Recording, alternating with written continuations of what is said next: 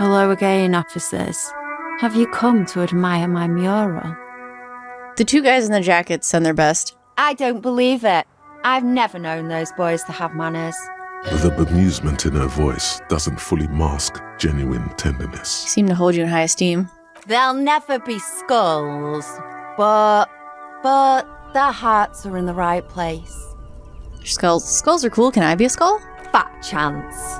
But you can still do your part to revitalize the neighborhood. How's that? She throws you a conspiratorial glance, then presses her finger to her lips and squints up at the sky, as though straining to hear something in the distance. Have you noticed the quiet? Every so often, you might hear a gunshot pierce the air somewhere in Jamrock. But in Martinez, no gunshots, no sirens. The people are languishing in boredom and complacency. This place is a sepulchre. We'll paint it red. We bring the raucous. You bring the sirens. What is it with these skulls and cooperation? They have to be the nicest violent street gang in Revachol West. Okay. I have a thing. I have a thing. I can't equip it? Okay. That's what I was wondering, but alright, I'll figure it out, I guess. What? Joyce is gone! Went to the village on the coast. See you there. Oh. Okay. Wasn't expecting that. So we gotta go to the coast, and I gotta hope that bug gets fixed. That's where we're at right now.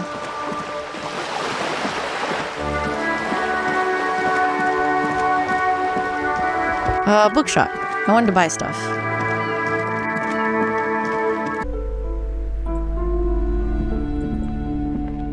The display rack is brimming with worn paperbacks featuring an extremely muscular, sword-wielding barbarian. A twinge at the back of your head makes you flinch. Your eye starts twitching. Ow! Your hand reaches toward a book with glossy cover art of the very muscular man from Hjelmdal in chains, kneeling in front of a staircase leading to a throne. A woman sits on the throne, leering at the man. I can see why this would call out to me. She's laughing at him, belittling him. Between the throne and the Hjelmdala man lies a bonfire, casting shadows on the wall. The shadow of the woman's headdress looks like a pair of devil horns. The title reads, Man from Hjelmdal and the Devil Woman. Aren't all women devil women? Especially those leering types who seem to wear nothing but an armored bikini. There's also some sort of a snake lizard beast slithering around her abdomen, chest, shoulder region. It's symbolic of vice and sin. Yeah, I got that. The display rack before you is burdened under piles of Man from Hjelmdal novels. Alright, I want to buy these, so let's buy this one. It is a bestseller for a reason. And I will also buy the other one. Oh yes, certainly. Another good sale. Okay, stuff over here. A small mountain of colorful board game boxes. There are numerous types of games for all ages. I don't have enough A lot money. of shelf space seems to be taken up by Whirl-related merchandise. I want to buy these, but I also want to see. Let's see, I bought the Dick Mullen thing. There wasn't anything else in here, was there? Ooh. Shelves filled to the brim. No, I bought that one. Okay. Where's the thought? Come back, thought. I had a thought! No sane person would ever put their head into such a machine? What machine are we talking about? Shelves full of I bought those. This bookstore is not strictly about crime, romance, and biographies of famous Indeed. Something about that book does seem to have spoken to you. The medicinal purposes of the pail. Well, I hope it contains what you're looking for. I do too. Alright, we've got 15 left. I think we're gonna have to come back to buy board games. I need some more money for that. Let's go buy some clothes. Should have taken that money from Everett. I'd have 25 more real to buy stuff.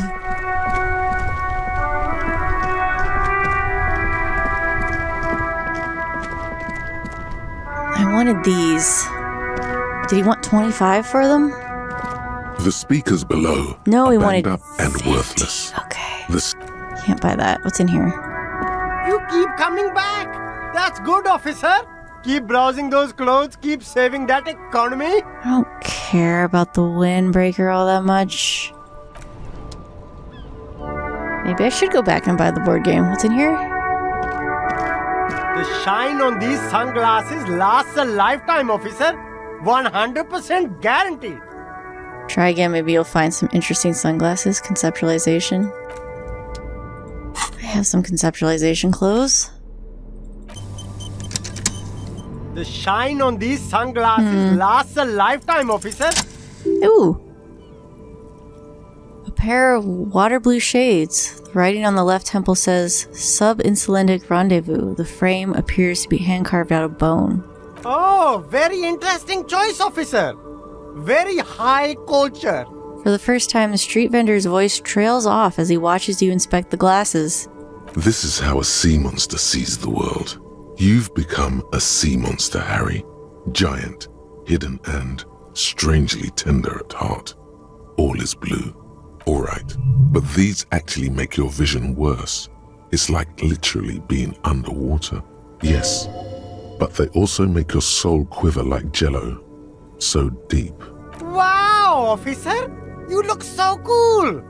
The street vendor has picked up his pace again as you observe the world through blue, deep-sea tinted glasses. And they can be yours for a mere 3 real.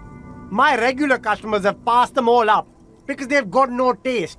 But you found them. Okay, what about these? The lieutenant tilts his head and steps back, eyes narrowed in a thorough examination. It's a case to him. You look like a musician. Like a blind musician. But you could do worse. Take them if you want. Take those ugly glasses. Take those cool, deep blue glasses. +1, Island Empire. But I hurt perception. I feel like I should take them? A Fine. man who knows his style. Much respect. I'm gonna go back and buy the board game.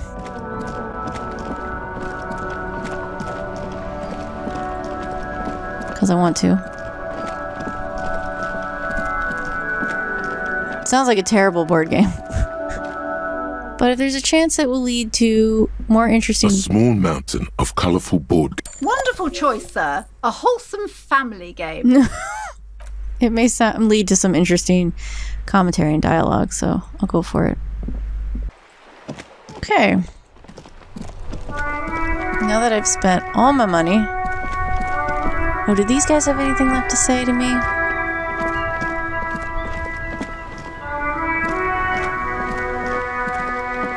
The purity of snow always reminds me of the purity of a man's soul, if he's got principles. I found your guard booth? Yes, the Debardeurs Union pays me to stand vigil during the nights. Not out of any political allegiance, mind you. I'm an old man. Don't sleep more than a few hours every night anyway, and money is tight. He adds with a slight sigh. He feels like he has to justify himself for some reason. You must have seen something on the night of the murder. Your booth looks right into the yard. Yes, it does. Unfortunately, I wasn't working that night. Been on a 2-week leave since last Monday. Why were you on leave? It's a private matter. Nothing to do with your investigation. You see, officer, Rene is the kind of man would rather die than admit he needs medical assistance or, God forbid, seek it. A real man's man is just gonna ride it out. I'm fine, goddammit. Mind your own business. It's nothing. Just got to cut back on coffee. That outburst makes him clutch his chest. Who was working your shift that night? No one. The boss has been unmanned since last Monday. There's no other guard. It's just me. He looks suddenly very old and tired. No one has been guarding the container yard since last Monday. Yes. It's not actually an issue. I mean... Look, officer. The container yard doesn't actually need a guardsman. Never had one before Rene. Monsieur Claire had that booth built specially for him. It's mostly decorative. Mostly decorative? The possibility of someone being in there is enough to discourage any ill-minded individuals. Evrard created this job for Rene because he knows the Royal Carabinier's pension of honor and PTSD isn't something a man can live off. A decorated Kingsman collecting tear reflects bad on the whole neighborhood. His words.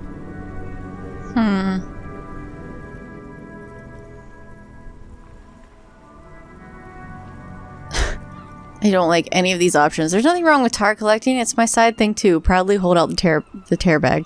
Oh, I didn't mean to imply there's something wrong with that. I do it too. Everyone does it. It's an excellent side thing. Yes. Can we conclude the topic of my guard booth now? He is not going to become an entrepreneur. I saw a picture in there. You were in it. You looked happy. Who's the girl? She is nobody. This is none of your concern, and I refuse to discuss my private affairs with the RCM. His features stiffen and he gets a cold look. The lady is Jeanne-Marie Beaulieu, and she sure as hell wasn't a nobody. Jean-Marie... I feel like we've heard this name before. Got it, thanks. Yes. Like I said, it would be up anyway, so might as well keep an eye out. It keeps my senses sharp. Composure. Do we have composure? Am I wearing composure? No, it's conceptualization.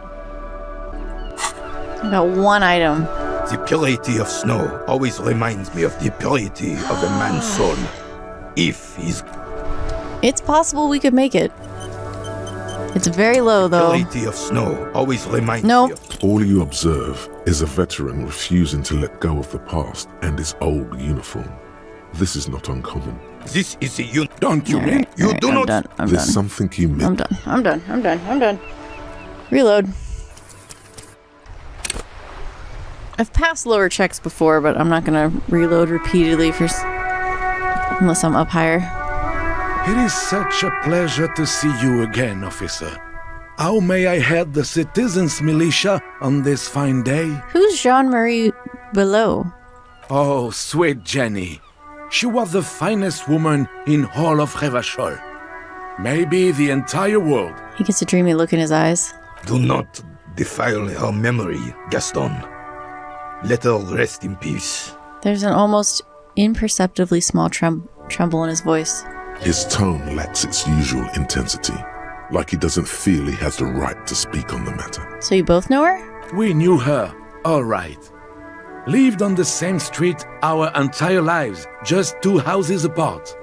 The 3 of us have been best friends since we were 4. She was Rene's first girl back when the prick was 16. They were courting till he decided he'd rather die for some great ideal than just be happy. And then you stole her from me. He jerks forward, but then grabs his chest and stops. Easy, fellas. No need for this to get ugly. Oh, officer. It already got ugly nearly 80 years ago when the 3 of us were just learning to walk and talk. Gaston is unfazed by the outburst. You stole her from me. Rene repeats, trying to steady his breathing and still clutching his chest. Well, technically, you stole her from me, because we'd been pretty close ever since you two had that falling out over the ink you spilled over her pretty yellow dress. We were just boys then. This was different. You... The tall veteran looks at you and nods. No point starting this all over again. For the 1000th and the first time.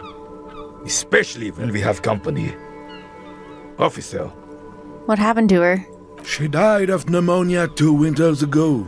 It was a quiet passage. Peaceful. Pneumonia? Peaceful? He smiles faintly. Rene and I were both by her bedside when she... He pauses, searching for the right word. Died. No use sugarcoating it. Won't bring her back. Will it now? departed. Until the very end, she couldn't decide between us. The most indecisive woman I've ever met. A quick grimace of pain passes over Rene's features, but he immediately regains control. His face now a dispassionate mask again. Why do you think she was indecisive? She could never make up her mind about anything. What to have for breakfast, favorite color, or which one of us to marry. The look in his eyes is happy and distant. She was always leaving one of us for the other, but never long enough to actually get married. Nothing wrong with weighing your options first? Heck, technically, we're both still engaged to her. You're always confused there. Couldn't let us be happy. So Justa with your fancy words and pastries. He suddenly remembers you are still there, falls silent, and turns away. Thanks for sharing. Of course, officer. Memories are all we have left. Do I have any more about Jean-Marie? Sweet, sweet Jenny. No. Of course, officer. Rhetoric. Memories are all we have. I know I have rhetoric clothes. One rhetoric close. It is such a pleasure to see you again, officer. All right, this is how we're gonna do it. I admire your handiwork, Chef, but there are a few things I do differently about that sandwich. Like what, officer? This is as good as they come in Revachol, I assure you. The bread you built this wonder on could have been toasted beforehand. That would certainly have been an improvement. The air pocket between cheese and ham could house pre-roasted paprika. Ce serait délicieux! Can you make that sandwich, officer? Yeah, but I'm gonna need yours as a prototype first. I hope you are not just tricking an old man out of the little he has left. He hands you his sandwich. Initial development takes time, of course, but in 6 to 9 months you will eat the sandwich of the gods. Or god of sandwiches, maybe? But in the meanwhile, what can I do for you here and now, officer? I'm done. Why did I take this guy's sandwich? This might be the biggest sandwich you've ever seen. The size is almost intimidating, evoking feelings of inadequacy, abundant in components, rich in both smell and taste. Probably this truly is the work of a master craftsman. The ham sandwich looks fresh and nutritious in your hand, begging to be eaten. A treat of this magnitude should not be enjoyed alone. Step back, everyone. It's gonna get messy. Here, Kim, let's share. Hold out the sandwich. I cannot be bought. Throw the sandwich on the ground. Let's share with Kim. I'll pass. Thanks. Aww. When you hold something up long enough, some people are compelled to take it. Try it on the lieutenant. Hold the sandwich up for Kim to take. Thank you, but no, I'm not hungry. Keep holding the sandwich. No. Do not lower the sandwich. No. Hold the sandwich up, moving it closer to his chin. The lieutenant's eyes express an absolute lack of interest. Move the sandwich around in front of the lieutenant's mouth and make aircraft noises. The lieutenant stands next to you, but he might as well exist in a parallel realm. This man does not crack under pressure. Stars would die before he'd succumb to any kind of manipulation. With this realization comes a sudden flash of pride. Have the sandwich interceptor circle in front of the lieutenant's face and then gently nosedive against his lips. You know, Kim, if I were to hold the sandwich up long enough... Some people would feel compelled to take it. Yes, I know. Not you, though. No. Step back, it's gonna get messy. Eat the sandwich. Eat the sandwich! You jam your teeth into the sandwich and immediately feel a series of taste explosions go off in your mouth. Should save that. It's like someone's carpet bombing your tongue with ambrosia. This is what angels must taste like. Your saliva production increases tenfold. You can barely contain it all. Slow down, feel the texture of the components and subtle nuances in the taste. It really is every bit as good as it looked and smelled. The different components all chip in and complement each other, forming a flavor that is unique to this particular masterpiece. The bread, as the foundation of the sandwich, is slightly moist due to the tomato juice and mayo, but holds together nicely. Almost nothing falls off the sandwich. You feel like you really got everything out of this experience. Wow, I should have saved that. But that was fun. That was fun. I enjoyed that. Let's go see what's at the pawn shop. No, wait. I don't have any money. We're not going to go see what's on the pawn shop. We're going to go on the coast. Should I tell Kim about my motor car? Oh, I needed to tell Kim about my badge.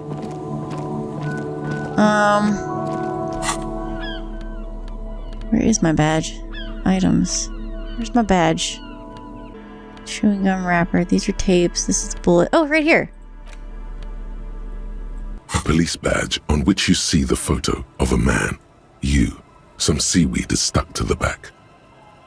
Okay, this was a rank. Lieutenant W. Freighter. What does that mean? The lieutenant is a rank above sergeant and below captain. It's the highest rank in the RCM that still does field work. I am a lieutenant. And double Yefreiter? The title of Yefreiter is added to your rank when you decline a promotion to a higher rank. In your case, captain. You have declined twice, thus you're double Yefreiter. I declined? There are many reasons one would do this. The rank above you in your precinct's décomptage might be taken. Or sometimes promoted officers do not want to replace their superiors, out of respect.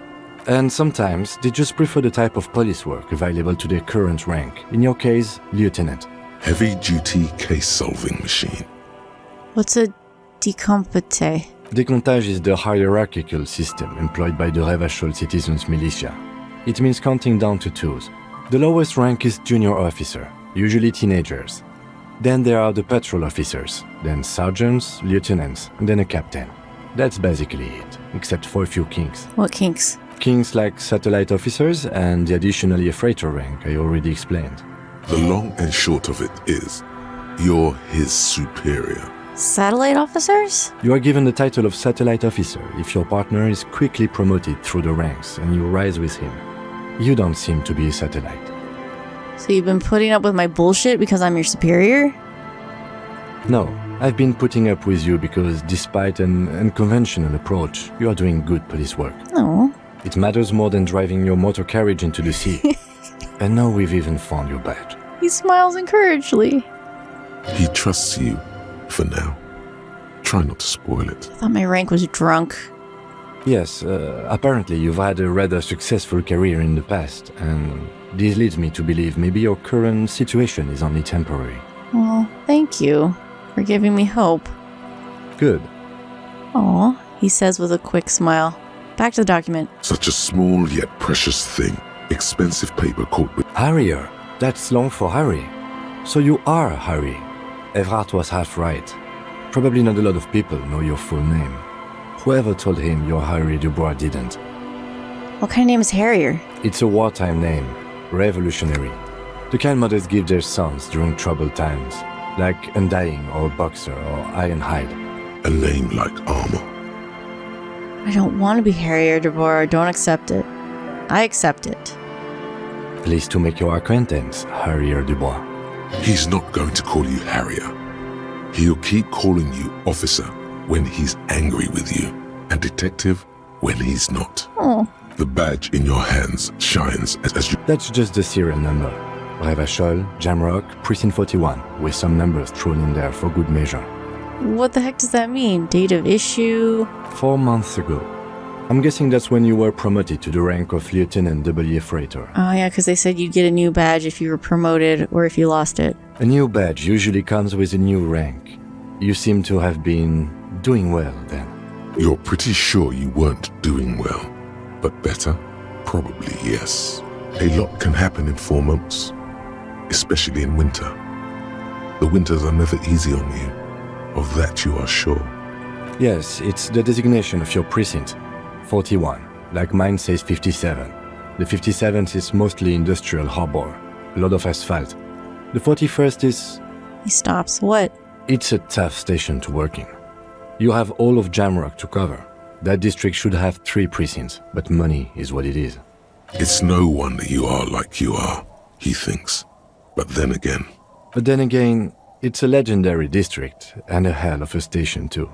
It must be an honor and a curse to work with people like Price, McCoy, Berdiaeva. And you? Is it an honor to work with you? Don't ask him, ask yourself. The badge in your hand shines as you rotate it, catching light. You see lines of information on it. And Alright. I think we got all the extra information we were going to get from that. I do want to... I wanted to go back to the motor carriage and tell them I found my badge. Oh, I was supposed to ask these people questions. We do that. You are here. Okay, great. Can we go back here? Can I tell them I found my badge? I don't remember an option. But Inside, you see a set of steering levers, a radio microphone. This is Precinct 50. Just a moment. 10-4, come in, officer. happy to report I found my badge, Jules. 10-4, sir, glad to hear that. I'll write down that there is no need to issue a new one to you then. Over. I lost my gun too. Nope, not gonna do that. Not gonna do it. Bye. Roger that. 10-10, over and out. Cool. I wanted to talk to these guys with Kim present. Did we talk? Was Kim present when we talked to these guys? Whoa. You think you have a pretty hot suspect right now, don't you? That ruby of yours? Yeah, and? Notice how it came together without casting too much suspicion on Clausia. It was nice and ruby-centric in the end. What do you mean? Anything strike you a bit off about this mishmash? Bullet didn't have to come to the roof. Could have come from anywhere on the coast. Absolutely. It could have come from anywhere, but you're suddenly so certain it came from the roof behind the window. Well, the bullet was jacketed. Those don't just lie around everywhere, do they? Good point. It is rather rare these days, but do continue. It turned out the bullet was antique. True. Strange how you conducted the whole advanced ballistics analysis and then hand-waved it. The footprints in the pinball workshop didn't fit with the old soul's prints in the crime scene. No, they didn't. So far, no one's mentioned hearing the shot. Notice how this hasn't come up at all. Even Hardy and his boys didn't mention it. Neither did you. Okay. That's right. Finish thought. Just finish it and conveniently go on. She's watching you leave right now. You know that. Free as a bird on that roof, lighting up a cigarette and thinking, am I glad Ruby's in this shit and not me? Yeah. Don't listen to this guy. The theory was solid. He's just jealous. I can't trust you. Move on. It's no use harassing her further. Wasn't planning on harassing her. I think Ruby's a little convenient. I wonder if we can try this again. You see a set of tire tracks in the brown slush that covers them. The tire tracks were left here by an unknown event that took place some days ago. It's a message, written in the language of burnt rubber. Some of that rubber stuck to the tiles right in front of the whirling in rags. This is point A. The driver started there and then accelerated straight into the fence, left a hole big enough for the Franco-Nigerian cavalry, according to the cafeteria manager. Why that pang of guilt again? Because we did it. What happened next? The driver proceeded to back out of the yard, barely stopping before hitting the adjacent building, before heading south. Must have been in a hurry. This is where I started off with my motor carriage before sinking it in the sea. No wonder the cafeteria manager seemed frustrated when he was giving us directions to the yard. Well, you did provide us with a very convenient access point to the crime scene. He gestures toward the great gaping hole in the fence. I think I got it. I meant to ask Gart about the pinball, or at least tell him about the pinball area, but he didn't know. We still got to go to the coast. I'm like, oh, I thought of things. I didn't do.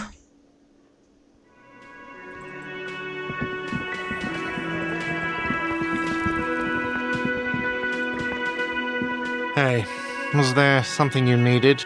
Well, bringing him that new... Another thing. Great. I love those. What if I told you I got into the back room behind the steel door? Oh, okay. Well, I did hear you make noise back there, so good for you. He's really holding himself back here. It takes a lot of willpower not to ask. Obviously, he's been wanting to know what's behind the door. You gonna ask me what's back there? Okay, what is back there? Skeletons, a mausoleum of the dead. Yes, haha. What's actually behind there? Pinball machines, the pinball workshop. Ha! I knew it. I've always wondered where those machines by the door came from. And they told me there was some kind of pinball thing here too. I knew it. Were there any back there? in working order, I mean. Why, you want to play? Because I might be up for a game. No, I was just wondering if you found pinball machines there. He appears to be making a calculation in his head. He was wondering about something business-related, about how much money he could make of one. Thinking of turning this place back into a pinball arcade? No, but we could diversify the entertainment options, seeing as you've opened the door back there. The machine we have in the corner now is broken. It wouldn't hurt to get a little life in here. Other than the hellish karaoke machine, that one's always causing trouble. Yeah, those numbers he's adding up must be making good sense to him right now. Sounds like he cares about the place. He's not going to be overjoyed to hear that it's part of the doomed commercial area. He should still know. You have to be forewarned about these things. I have to warn you, I may have discovered the whirling is part of the doomed commercial area. What? Why would you say that? We're at a completely different address from that whole thing. Oh, you know of the curse. Everyone knows of it. The whirling is listed on the intercom outside as one of the businesses in Building B. You should get your wiring fixed. I tried to call, couldn't reach you. I've been working here for a long time, and that intercom has never been used by the whirling. Not once? Isn't that already a sign of decline? It's a sign of the whirling in rags not being part of the doomed commercial area. If anything, we're revitalizing this neighborhood.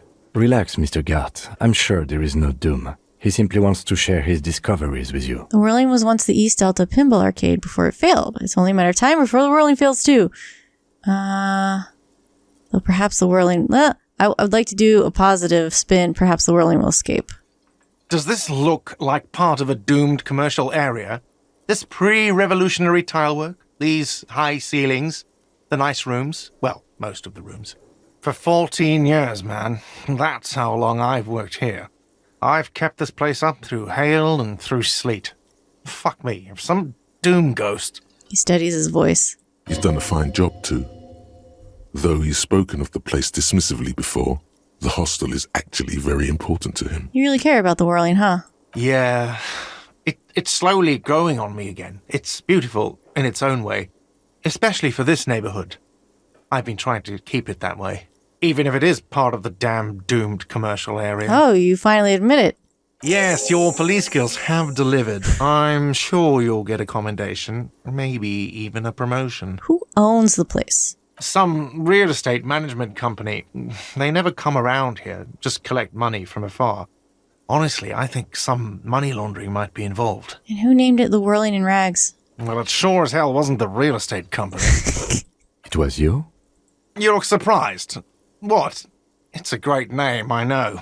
Cafeteria managers come up with great names too. It's from a song. A song? Hail, Holy Queen, by the Ateneers. Hail, Holy Queen of the Sea. You're whirling in rags, you're vast and you're sad. Good pick. I like it. What about the other cafeterias you manage? What about them? One is a basement dive frequented by chain-smoking communists. I can't tell you how sick I am of Kraz Mazov and Ignis Nielsen and all those old ghosts. You're guessing there aren't that many others. Well, good luck to you with this place, then. Luck has got nothing to do with it. I need to think about where I'm going to place those pinballs. I have a feeling they're going to help. He looks to where the hidden room is. Against the doom, it's implied. So, if you didn't have anything else to tell me about my establishment, can we, wrap it up? There's a peephole in the wall. What wall? Upstairs in the secret back room, right next to Classe's bedroom. I found it when I found the pinball machines. I'll have it fixed at once. Thank you for letting me know. I assure you, the whirling does not abide spying on its guests. The color has drained from his face. Oh God, are you sure you haven't been spying on our guests? Absolutely not. Fuck you for even implying it. It wasn't me. It wasn't my staff. The establishment will look at it and ascertain what it was. Well, he's definitely not lying. He wouldn't endanger this business like that. I can believe that. Sir, he was only asking a question. It's his job and mine. See that it's covered. Yes, I absolutely will. Sorry, it's been a bit of a day. And now a hole in the wall. All right, well, I notified you. Thank you. I'll patch it up personally. Was there something else about the establishment? I hope not. I kind of don't want to tell him, but Classier in room 3 nicked the phone line. Why? No, fuck it. I don't want to know. I don't want to know why these degenerates do what they do. I thought we had one good guest in the building. No, she's a good guest. She was scared. He really doesn't like it being classier. I bet you didn't want it to be her. You have Lena. Lena's a good customer. Bet you didn't want it to be her. What's that supposed to mean? Fuck you, buddy. She's not my taste. Good thing she pays for her stuff on time. I'll forward her the bill and be done with it. Wow. She really isn't his taste. Her spell hasn't spread here. Now, was there anything else? I have like 4,000 coasters to stack. And then I need to wash dishes because it turns out I have to do that too now. I believe that's it. Yes? Got my bill. Don't care. Can you pour me a drink? No. Okay. Can I ask you about Ruby and Clausia? The Coppernado is back. Clausia? What do you want? Clausia. I'm gonna get it right. I want to talk to you about Ruby again? Yeah. What? Nope, can't. Okay. I was wondering if maybe he knew about a romantic entanglement, but they didn't allow for those questions to be asked.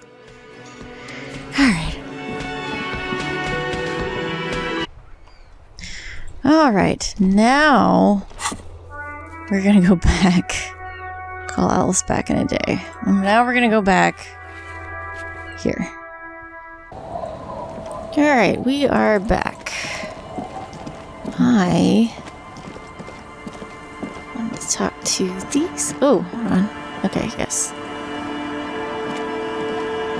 Tequila Sunset. Oh, have you seen a red-haired woman named Ruby around here? Can't really remember seeing any women after losing my keys. Really? He really has no idea who this Ruby is, sire. Sorry for being a buzzkill earlier. I'll supply the booze if you supply the stories. I gotta get alcohol. The legend! He's back! Oh, I don't have enough and money. Firstly, I got smokes and piss. I have no money. Okay, well, I was like, I need to buy cigarettes from somebody because if I remember correctly, that is a thing, but does this have money in it? Okay, let's talk to the kids, I guess.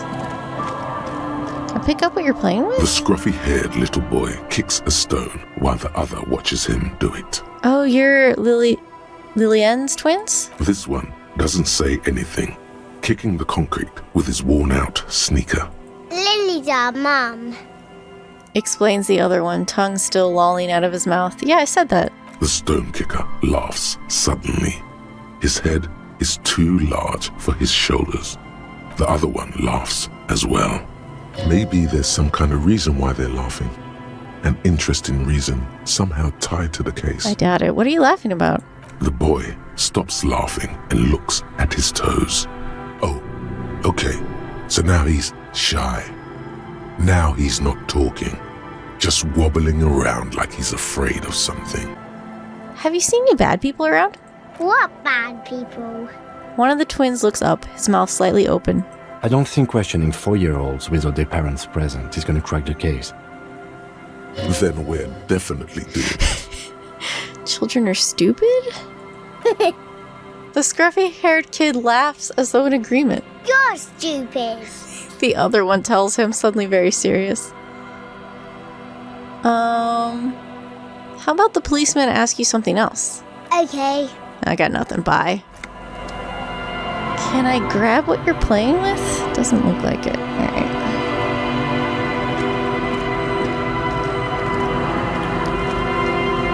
Our tenant, the policeman. I hope the waves don't keep you up at night. What can I help you with? Have you seen a red-haired woman named Ruby around? Nay, I haven't seen anyone lately. But you know who I'm talking about? This is my little cinder block town. I know what goes on around here. She nods with a wicked smile. She's being evasive. She knows something. There was a murder in Martinez. She might be a suspect. We would appreciate your help. Would you now? I know how this world works. And it doesn't work when people tell on each other. You know something, we're here to help. It's like when that man locked himself in the woodshed, we just need to help her come out. This isn't about the union, you don't have to worry about retaliation. Ah, I should have known. This is yet another union mess. I'm not afraid of them, you know. We are not in the habit of being afraid around here. So you know something, but you've decided not to tell us. There's not much to tell. People come and go. Now, was there something else? I see, ma'am. I hope you don't mind if we look around anyway. You should look around your shack. Maybe she's rented it out to others too. Maybe that's look under the floorboards thing. I was apparently asked to get your signature? Ooh, let me save. I'm not sure I want to get people's signatures for this. Our tenant, the policeman. I hope the... Eh? What's this about? Come now. I can't read all this scribble. Tell me what it says. She takes out the documents and squints her eyes. Everett wants to turn part of the village into a youth center.